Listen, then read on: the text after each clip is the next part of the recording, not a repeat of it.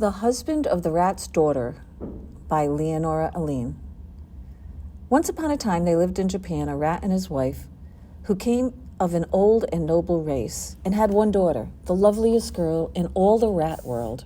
Her parents were very proud of her and spared no pains to teach her all she ought to know. There was not another young lady in the whole town who was as clever as she was in gnawing through the hardest wood, or who could drop from such a height onto a bed, or run away so fast if anyone was heard coming. Great attention, too, was paid to her personal appearance, and her skin shone like satin, while her teeth were as white as pearls and beautifully pointed. Of course, with all of these advantages, her parents expected her to make a brilliant marriage, and as she grew up, they began to look around for a suitable husband. But here a difficulty arose.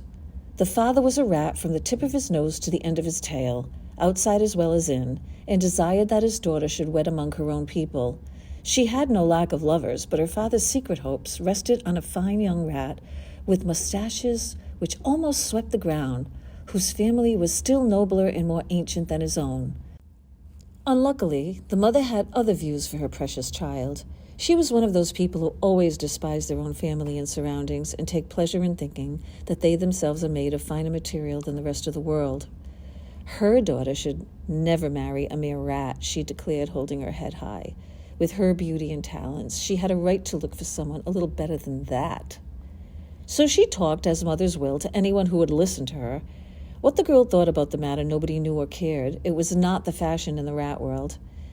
Many were the quarrels which the old rat and his wife had upon the subject, and sometimes they bore on their faces certain marks which looked as if they had not kept to words only.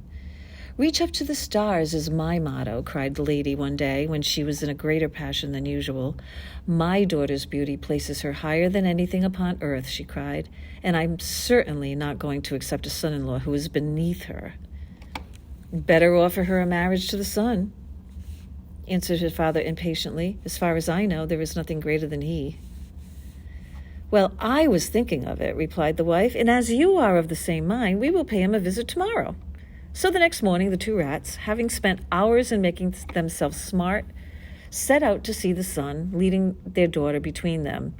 The journey took some time, but at length they came to the golden palace where the sun lived. "Noble king," began the mother, "behold our daughter. She is so beautiful that she is above everything in the whole world. Naturally, we wish for a son-in-law who, on his side, is greater than all. Therefore, we have come to you." "I feel much flattered," replied the son, who was so busy that he had not the least wish to marry anybody. "You do me a great honor by your proposal, only in one point you are mistaken, and it would be wrong of me to take advantage of your ignorance. There is something greater than I am, and that is the cloud. Look!" And as he spoke, a cloud spread itself over the sun's face, blotting out his rays. "Oh, well, we will speak to the cloud," said the mother, and turning to the cloud, she repeated her proposal. "Indeed, I am unworthy of anything so charming," answered the cloud. "But you make a mistake again in what you say. There is one thing that is even more powerful than I, and that is the wind. Ah, here he comes, you can see for yourself."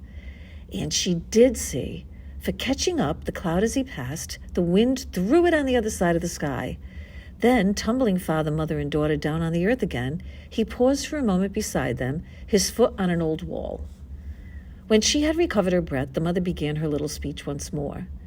"The wall is the proper husband for your daughter," answered the wind, whose home consisted of a cave, which he only visited when he was not rushing about elsewhere. "You can see for yourself that he is greater than I, for he has power to stop me in my flight." And the mother, who did not trouble to conceal her wishes, turned at once to the wall. Then something happened which was quite unexpected by everyone. "I won't marry that ugly old wall, which is as old as my grandfather," sobbed the girl, who had not uttered one word all this time.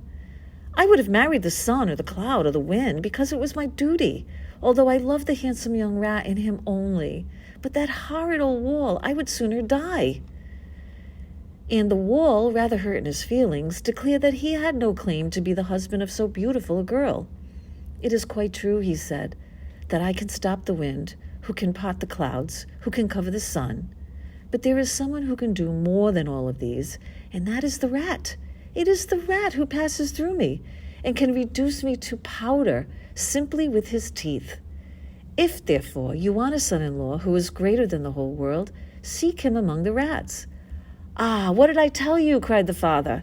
And his wife, though for the moment angry at being beaten, soon thought that a rat son-in-law was what she had always desired. So all three returned happily home, and the wedding was celebrated within 3 days later.